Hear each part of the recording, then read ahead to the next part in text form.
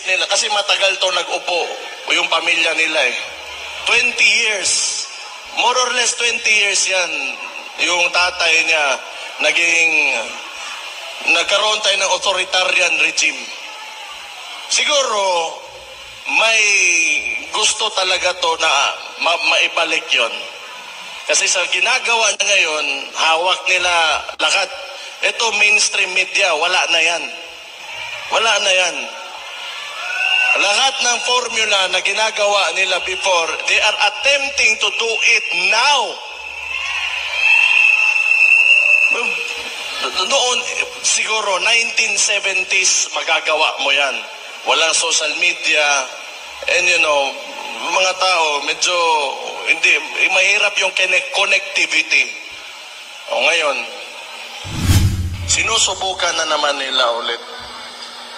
Ang gusto niyan, monarkiya. Yung nagsimula talaga yan, yung hakbang ng Maisog, pagkatapos nung People's Initiative nila.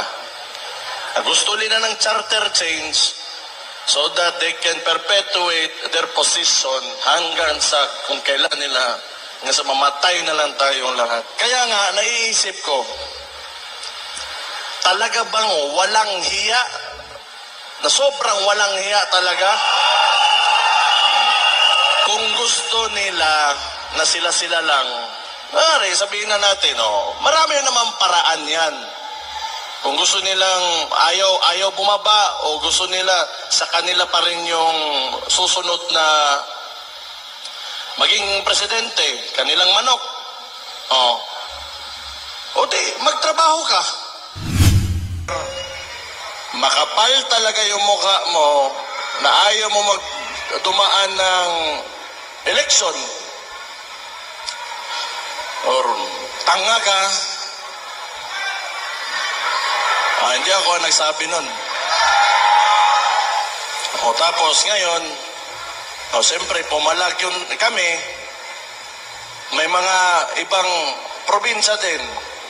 Yung si Governor Hubahib ng Davao del Norte. Nagparali sa doon. Anong ginawa ng mga gago?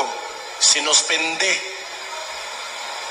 Actually, I'm really surprised kung bakit hindi pa ako suspended ngayon. But, hindi nila alam siguro tama ba, mali ba, tama ba. Pero, okay lang din. Kung i-suspend nila ako, okay lang. Libre yun na bakasyon. Hi guys, magandang gabi po sa inyo lahat. Ito po ang inyong lingkod, si DIY KKB Informative. At matutunghayan natin ang ating butihing mayor ng Davao City na si Mayor Sebastian Duterte. So matitigas yung kanyang mga pananalita dito. Tunghayan natin guys. At bago tayo magsapol ay ako po muna ay magpapasalamat sa ating mga viewers at lalong-lalo na sa ating mga subscribers na patuloy na sumusuporta sa inyong abang lingkod, DIY KKB Informative. Maraming salamat po sa inyo lahat. At ito na po, simulan na natin ang talumpati ng ating butihing mayor ng Davao City. Ito na po guys.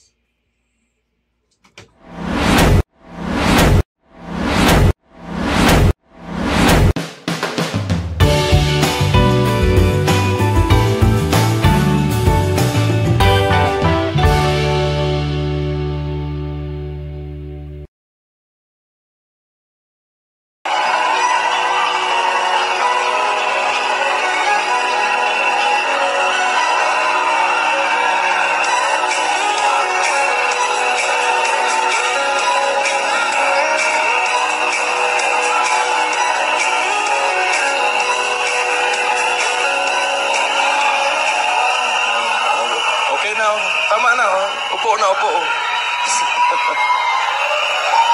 Kumusta kayo mga Kapampangan?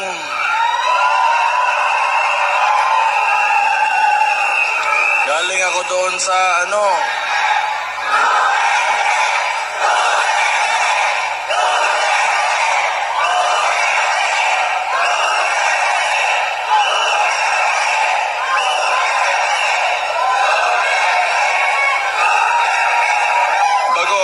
magsimula,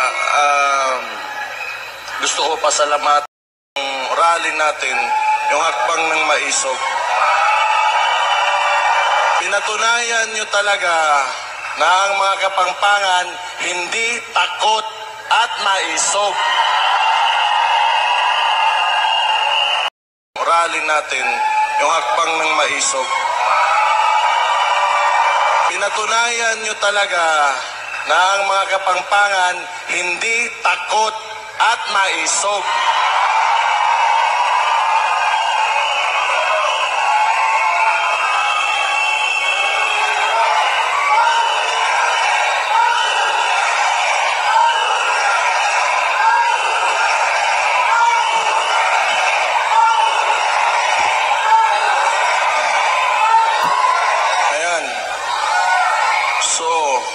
Ito na nga yung sinabi ko galing pa sa doon sa simula pa lang nung paglabas ko sa Leaders Forum ng hakbang ng maisog. Lahat ito, tayong lahat ngayon ay kagagawan lamang ng isang tao. And who is responsible kung bakit tayo nandito ngayon nagsasama-sama at gusto mag-express ng mga sentiments natin. Sinabi ko yan, simula pa lang, wala sanang ganito kung maayos lang yung presidente natin.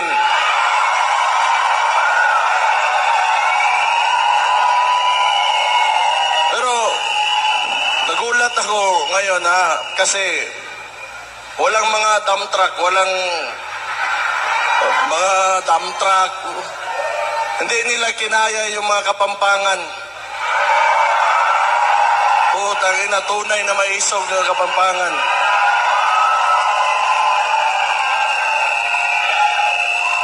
Pumunta kaming Dumaguete, bigla na may mga dump truck. Simple lang naman yung hinihingi namin. Hindi naman siguro lahat ng tao o may tao sa mundong ito na tama lahat ng ang ginagawa. Yung gusto lang natin is the right to express ourselves. At yun na lang yung hinihingi natin, ayaw pa. Baka ang sunod niyan, hindi na tayo pwedeng huminga. Ano bang problema talaga ng... It's a very confusing administration, actually, sa totoo lang. Hindi ko maintindihan yung mga kilos o mga ginagawa.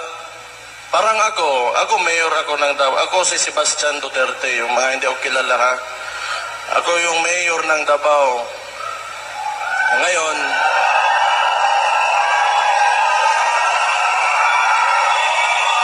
wala pa akong sinasabi. Sandali lang, pagsalitain na naman ako. Yung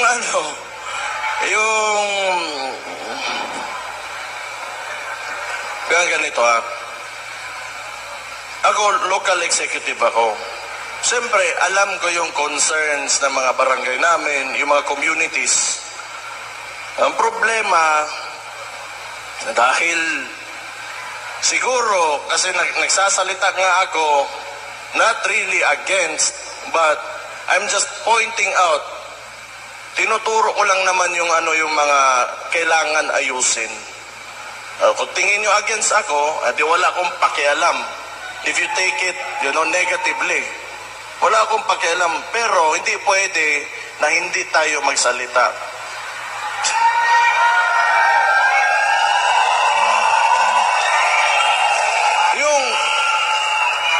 Hindi ito rule of a single person. It's demokrasya tayo eh. It is the rule of the majority. Hindi ibig sabihin na kung anong gusto mo mangyari o gawin mo, yun na yung mangyayari dyan. Kailangan mong pakinggan yung boses o yung mga sentimento talaga ng mga tao. And unfortunately now, that is not happening. How can you govern a state or a nation if you do not listen to the majority?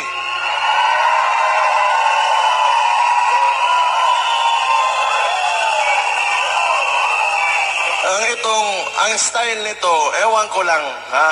Pero teorya ko lang. Palagay ko, siguro, ang iniisip nila, kasi matagal to nag-upo, yung pamilya nila eh. 20 years, more or less 20 years yan, yung tatay niya, nagkaroon tayo ng authoritarian regime. Siguro, may gusto talaga to na maibalik yon. Kasi sa ginagawa niya ngayon, hawak nila lahat. Ito mainstream media, wala na yan. Wala na yan. Lahat ng formula na ginagawa nila before, they are attempting to do it now. Noon, siguro, 1970s, magagawa mo yan. Walang social media, and you know, mga tao, medyo, hindi, mahirap yung connectivity. O ngayon, sinusubukan na naman nila ulit.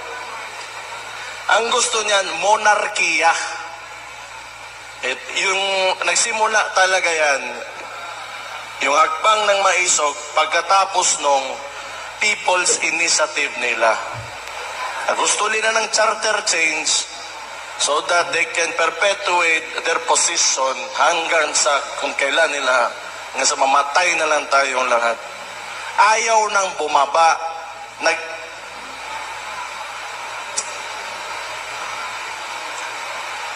Hindi, kaya nga, naiisip ko, talaga bang walang hiya? Na sobrang walang hiya talaga? O tanga?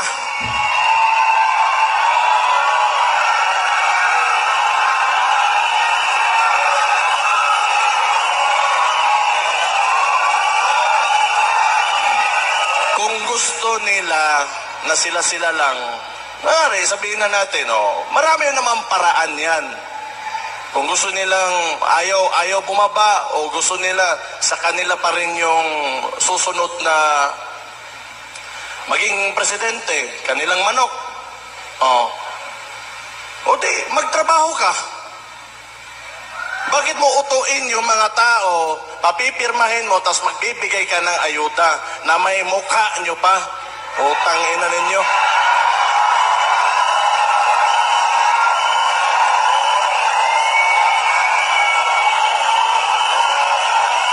That is also one reason kung bakit alam niyo nandito talaga ako. Because I do not agree yung traditional politics talaga. I'm sorry kung maraming matatamaan. Ako, mayor man din ako. Andyan din yung picture ko. But it's time for us to move on. Hindi ibig sabihin, may bigas yan, nandyan yung mukha mo, sa kanya yan. Pera ng tao yan. Utang ina.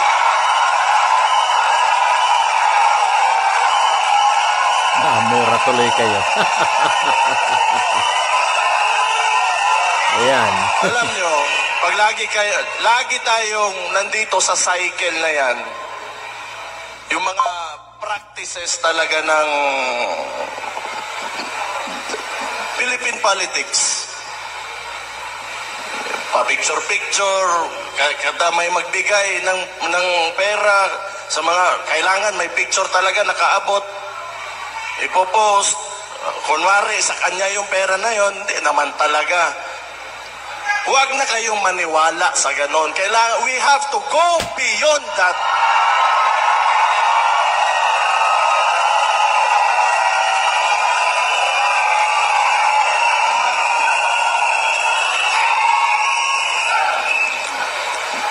Pero palagay ko ngayon, parang nahiya, nawala na yung mukha ni... Nahiya rin. Meron din palang hiya. Kasi yung picture, napakalaki before, ngayon maliit na lang. Utang ina. Hindi.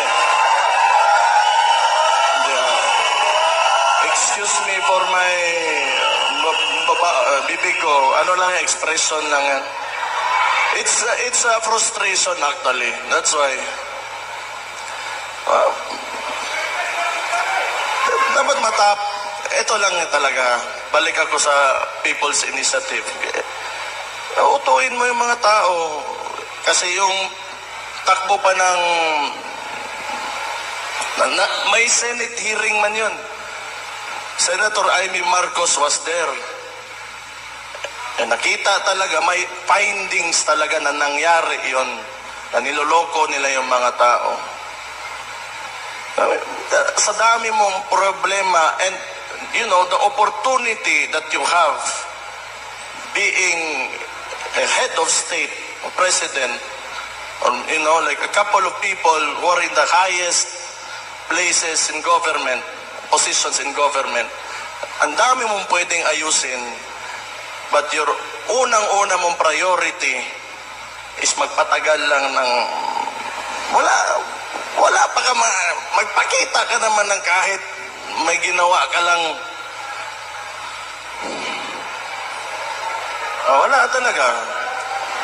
Tingin nila yung buhay ng Pilipino ganun lang kadali, na parang monarkiya talaga. Gusto ko today I will become the king and this lady will become the queen, and all of nasa lahat ng baba namin, kontrolado namin.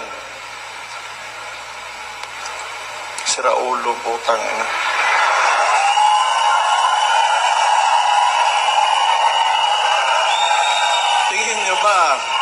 Tingin nyo ba normal yan?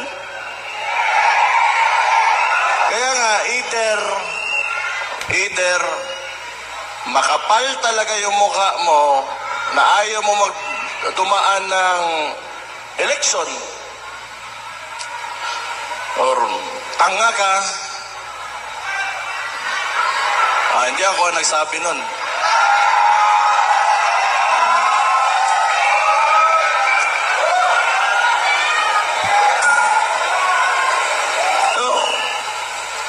Tapos ngayon, siyempre pumalag yun kami. May mga ibang probinsya din. Yung si Governor Hubahib ng Davao del Norte. So, nagparali sa doon. Anong ginawa ng mga gago? Sinuspende. Actually, I'm really surprised kung bakit hindi pa ako suspended ngayon.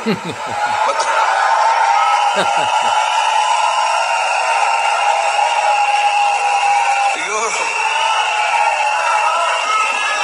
hindi nila alam siguro tama ba, mali ba, tama ba. Pero,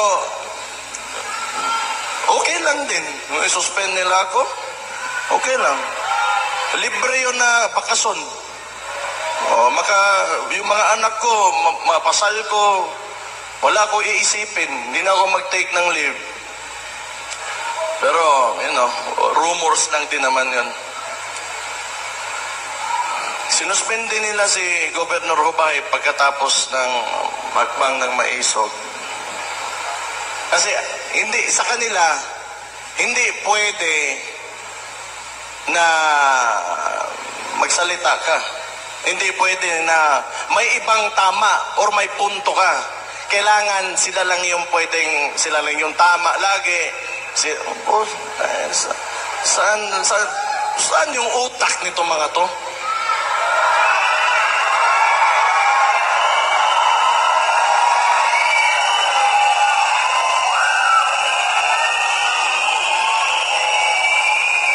Pumunta kami ng Bulacan.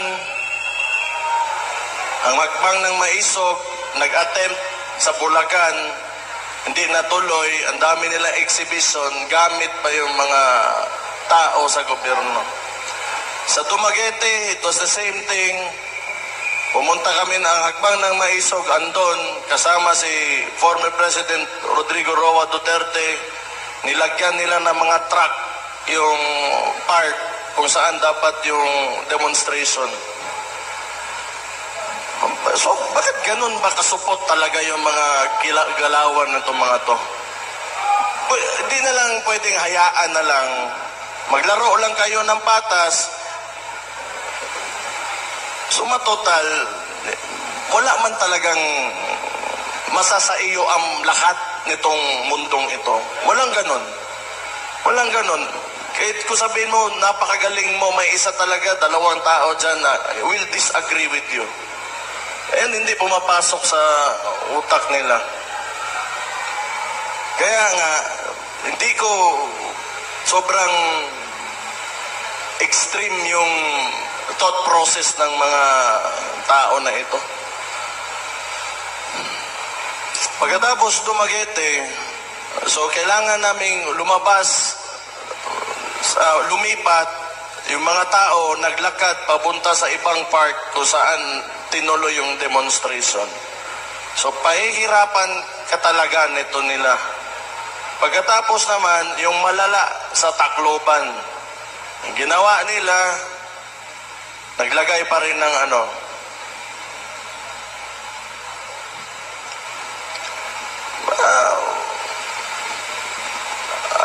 tingin ko lang masadong may insecurity itong administration na ito. Kasi if you are really confident with what you are doing, ano yung trabaho mo at sa mga ginagawa mo at maayos ka naman, so bakit mo pipigilan yung mga ganitong klaseng activities? Wala naman, no harm done. Nagsasalita lang naman, and it is our constitutional right to express ourselves. Siguro may yan. Ewan ko lang, hindi ko lang talaga alam mo. Kasi hindi rin naman talaga itong si BBM, yung klase ng presidente na he will address, like current issues. Napansin ko lang, pinipili niya lang. And it's, a lot of this, itong nangyari dito, alam ko yan kasi mayor ako. Sipin na lang natin, nasa isang barangay, may nangyayari na ganito. Then it will be my responsibility and part of my job. Kung tatanungin ko, what is the problem? Paano natin ayusin yung problema na yan? Paano natin para matapos na lahat at mapayapa tayo ang lahat? Pero wala akong makitang attempt talaga from this administration na gawin yon. All they do, pagkatapos ito, marami na naman yung mangyari sa Davao. Katulad nung, ito talaga. Ako, mayor ako. Ayaw ko yung mga tao sa Davao, bangag. Ayaw ko ng drugs, di ba? Ayaw ko ng mga tao doon kumakain ng sabo o ano-ano dyan. So, wala naman talagang sinabi ko, I declaring war on drugs. This city is against drugs. 6 ka pulis. Wala naman ako inutusan. Tanga talaga.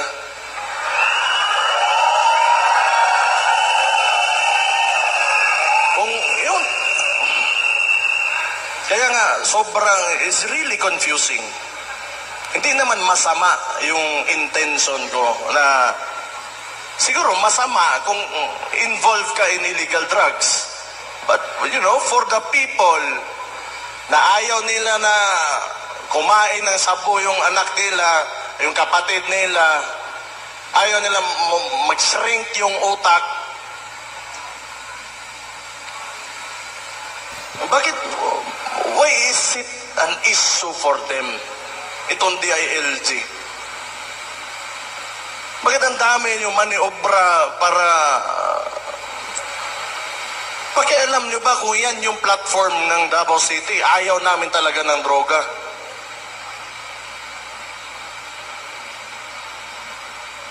But, so,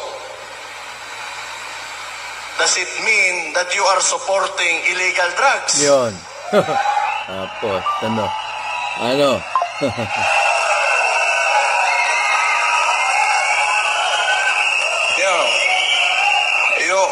the declaration on war on drugs is because I am concerned of the welfare of the Davaoeños. Tapos gusto nilang barahin, sira ulo.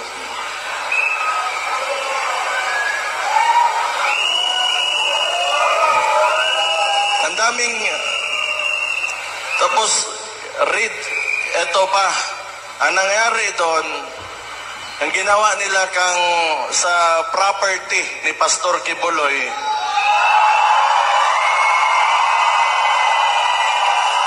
Ito, this is a very recent one.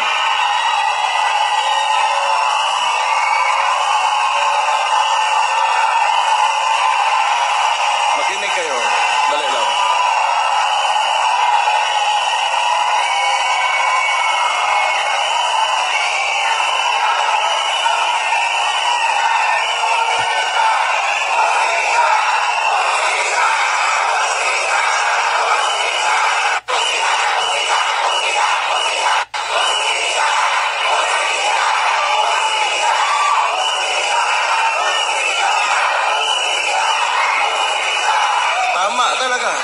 Yan ang wala talaga sa Pilipinas, hustisya.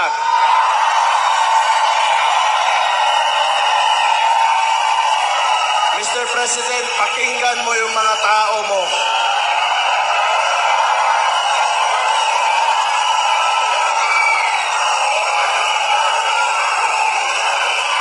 Hustisya.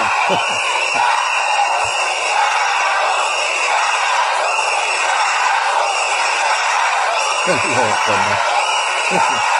Galit na tao.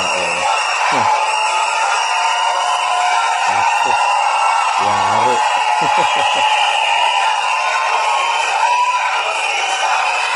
Galit na. Oh, kaninong kagagawan to? Huwag niyo sabihin yung regional director. Oh, huwag niyo sabihin ako. Huwag niyo sabihin yung Chief PNP. Tatlong rehiyon ng mga police andon just to apprehend one person. Excessive show of force talaga. What? Are you trying to intimidate us? Mahiya naman kayo, putang ina nyo. Ang mga tao ang naglagay sa inyo dyan. Tama.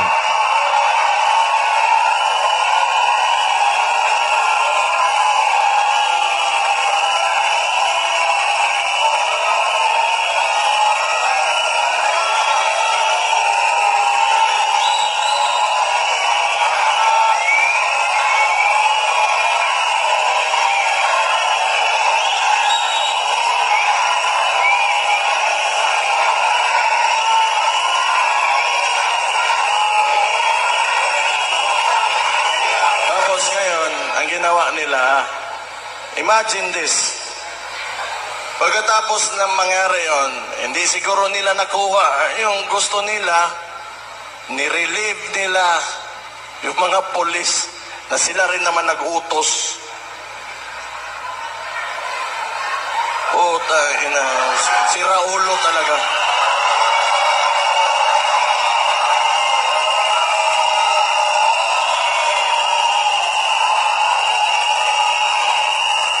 Kinontradict lang nila yung kagagawan nila. Kinokontradict lang talaga nila sarili nila. Tapos ipapalabas nila, wala naman talaga itong ginagawa, itong administration na to. Alam nyo saan magaling to? PR lang. Lagi lang, kasi hawak nila sa mainstream media, lagi gusto nilang utuin yung sarili nila na everything is alright and walang problema.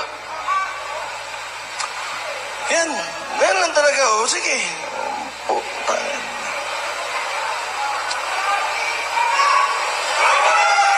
Tapos gusto pa ng...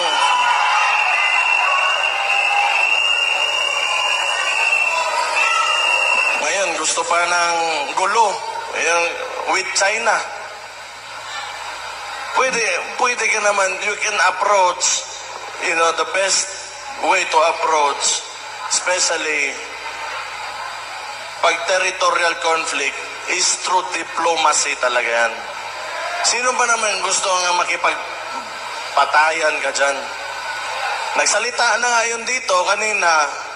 Andito yun, di ba? Yung fisherman natin na galing na sa kanya, sa sarili nilang press conference at sinabi sa mukha nila talaga na noon, nakakapagpangisda pa sila doon, ngayon, mas nahihirapan sila.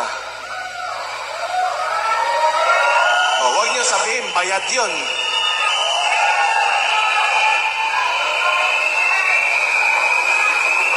Kailangan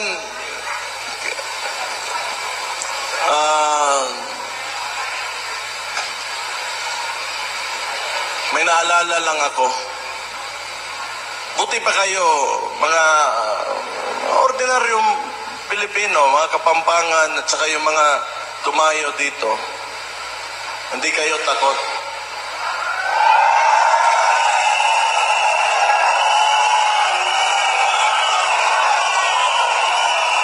Pero tingnan natin yung Congress natin ngayon at yung Senado. May maisog ba? Ni isa wala. Sabagay, ang legislatura, mukhang pera talaga yung mga yan. Mukhang pera na. Hindi siguro lahat, pero mukhang pera yung mga yan. Kasi power, the legislative body is the power of the purse. Diyan dumadaan lahat ng pera eh. So, lahat ngayon, soft projects, katulad nung may video, sa Davao, sa Digos, may binigay na ayuda, kinuha ng barangay yung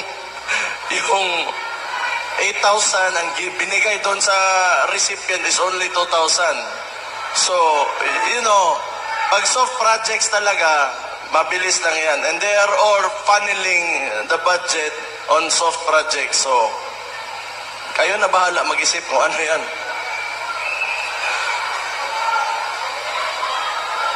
Ikaw, Bongo. Nako, ito na. Pero kung alam ko lang pala na magkakaganito, yung mga tao, yung nagboto kami, mga Dabawenyo, nagboto kami sa Imuhabong. Ikaw, Bongo, kumbari ka, pero kung alam ko lang pala na magkakaganito, yung mga tao, yung nagboto kami, mga Dabawenyo, nagboto kami sa Imuhabong. Kung alam ko lang na ganito lang pala yung gagawin mo, sana hindi na lang.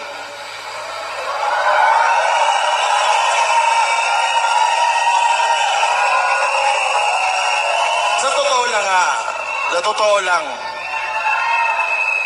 ako, yung iniidolo ko talagang senador, si Miriam Defensor Santiago, the late Miriam. Purya hisgot lang kasi wala na yung tao, pero iniidolo ko talaga. Yun talaga yung hero ko. Pero unfortunately for us, mas napabilib pa ako nitong si Risa Contiveros kaysa ni Pong. Kasi ever since talaga, nasa previous administration, kalaban yan hanggang ngayon consistent yan at di talaga natatakot yan. Pero, maglalagay tayo ng mga you have time pare, kahit you have time to redeem yourselves. Iyatag ni ipakita sa MOA that you will stand by the Filipino people. Show your love, yung pagmamahal mo sa bansa, na mas umaapaw pa kaysa sa pagmamahal mo sa sarili mo. Kasi hirap na yung mga tao ngayon.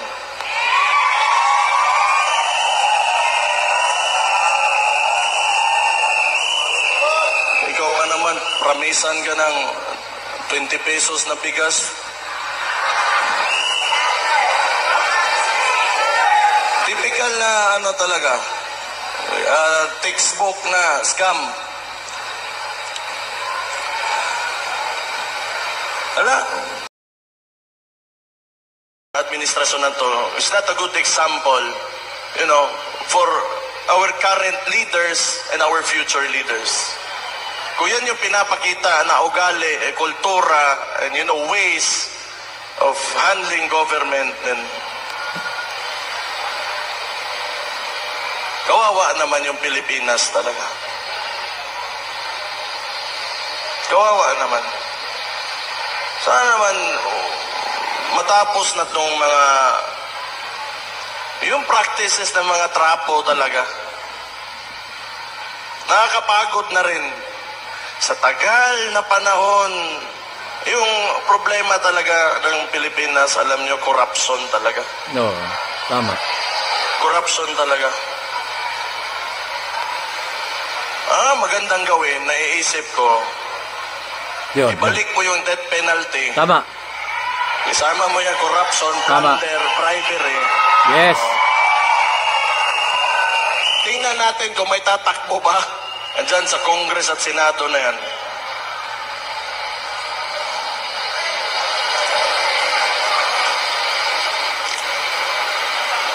Kung nakikita nga, mga elected officials,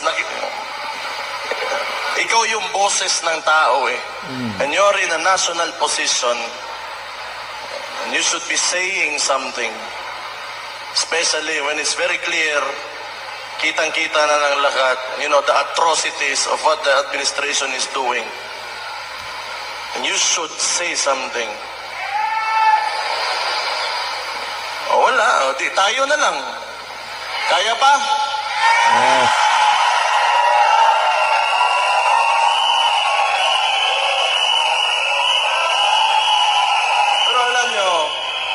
Hindi ako naniniwala na hindi kaya talaga ng Pilipino. Kailangan lang talaga may faith lang kayo, may paniniwala lang kayo na maiangat talaga natin yung bansa natin. Kasi kung hindi, wala sana tayo ngayon dito.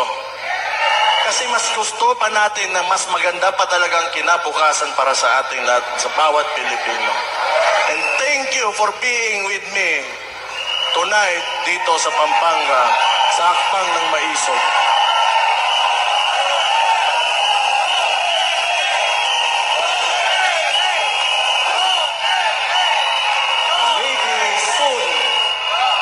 Maybe soon, yung mga anak natin, yung mga our grandkids, yung mga apo natin, they will be living in a better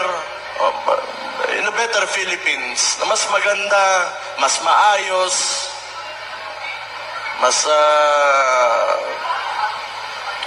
mas maligaya na Pilipinas. So, salamat for being with us sa Hakbang ng Maisog. Ituloy nyo lang.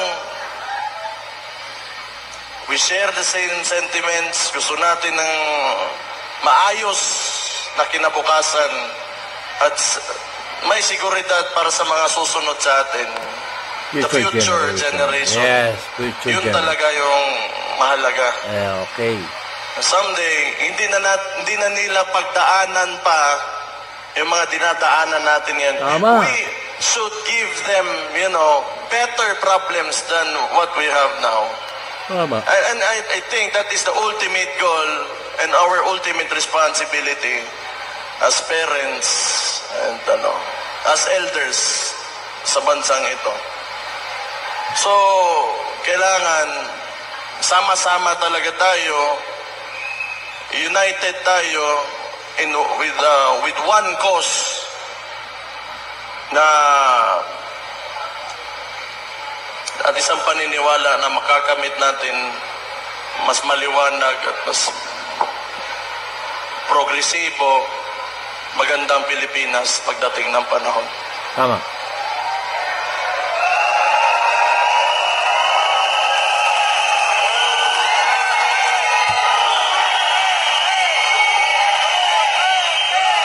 Ako, nagkakaroon lang din ako ng pag-asa dahil nandyan din kayo. Yun. Hindi rin kayo, huwag kayo mawawalan ng pag-asa.